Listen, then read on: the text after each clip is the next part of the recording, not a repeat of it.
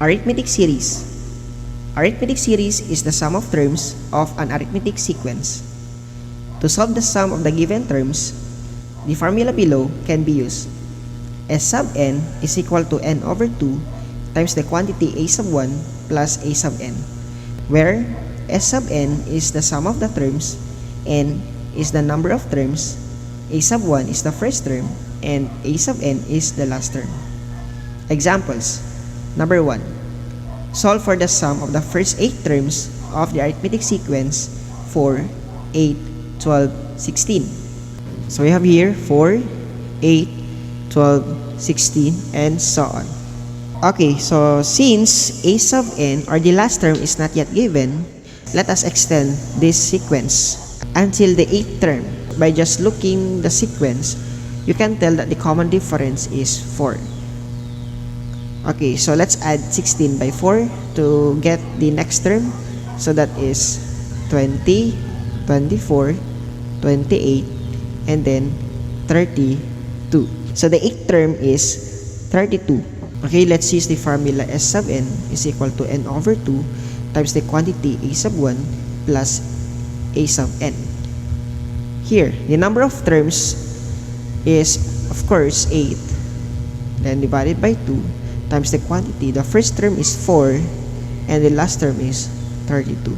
So let's add the numbers inside the parentheses first. So that's 36, and then divide 8 and 2, and that is 4. So we have 4 times 36 is 144. So this is the sum of the first 8 terms. Number 2.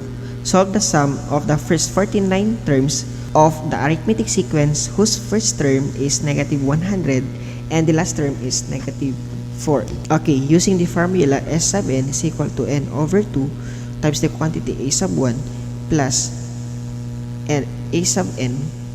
Let's substitute the given values.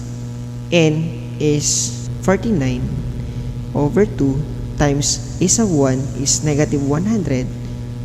The last term is negative 4. So let's simplify the numbers inside the parentheses. So negative 100 plus negative 4 is negative 104. Multiply it to 49 over 2. So since 49 cannot be divided to 2, let's just do the cancellation. 1. We need to cancel negative 104 by 2. So this becomes negative 52. And this one is 1. And then let's multiply 49 by negative 52. And the product is equal to negative 2,548.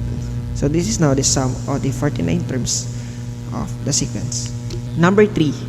Find the first 3 terms of an arithmetic series in which a sub 1 is 92, a sub n is equal to 102, and s sub n is equal to 1067.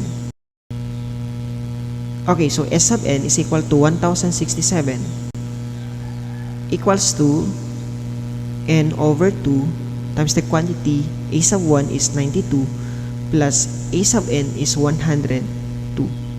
Okay, so let's get first the value of n. So we have n over 2. 92 plus 102 is 194. Okay, so this is 1067. Let's cancel this one. So we have n times, so this is 97. Okay, so this is 1067. So let's divide both sides by 97, and now is equal to 11. Or since we're looking for the first 3 terms, let's solve first the common difference. Okay, using the enter of arithmetic sequence. So a sub n is equal to a sub 1 plus the quantity n minus 1 times t.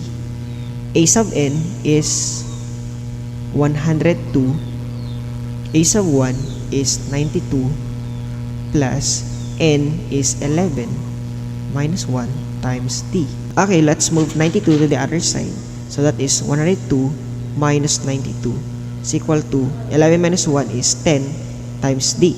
102 minus 92 is 10 is equal to 10d. let's divide both sides by 10. So the common difference is 1. Okay, using the common difference, let's find the first three terms. Since the first term is given as 92, the next term is 93, and the third term is 94. So the first three terms of the arithmetic sequence are 92, 93, 94.